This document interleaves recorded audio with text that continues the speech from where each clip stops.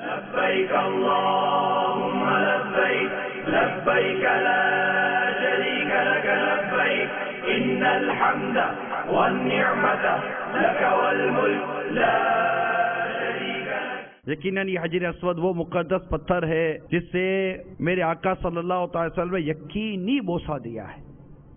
یہ وہ خوش نصیب پتھر ہے۔ رکن یمانی بھی بڑا پیارا مقام ہے کہ میرے آقا صلی اللہ تعالی علیہ وسلم نے ارشاد فرمایا، ان دونوں یعنی حجر اسود اور رکن یمانی کو بوسہ دینا گناہوں کا کفارہ ہے۔ کیسا مبارک سفر ہے، سبحان اللہ۔ حضرت ابن عباس رضی اللہ تعالی عنہما سے روایت ہے، فرماتے ہیں کہ رسول پاک صلی اللہ تعالی وسلم نے حجر اسود کے متعلق ارشاد فرمایا، قسم بخدا اللہ تعالیٰ اسے قیامت کے دن اٹھائے گا، اس کی دو آنکھیں ہوں گی جن سے وہ دیکھے گا، اور ایک زبان ہوگی جس سے کلام کرے گا، جس سے حق سمجھ کر اس کو بوسہ دیا ہوگا، اس کے اخلاص و ایمان کی شہادت دے گا۔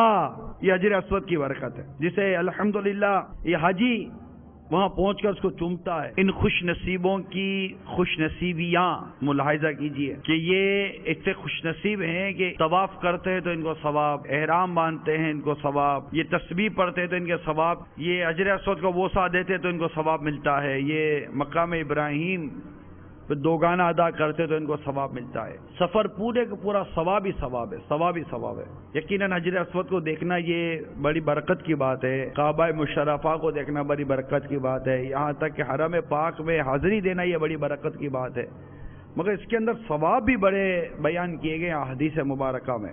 حضرت ابو ہریرہ رضی اللہ تعالی عنہ رسول پاک صلی اللہ تعالی علیہ وسلم سے راوی ہے کہ آپ نے فرمایا، اگر کوئی پکار کر تلبیہ کہے یا بلند آواز سے تکبیر یعنی اللہ اکبر کہے تو اسے بشارت دی جاتی ہے۔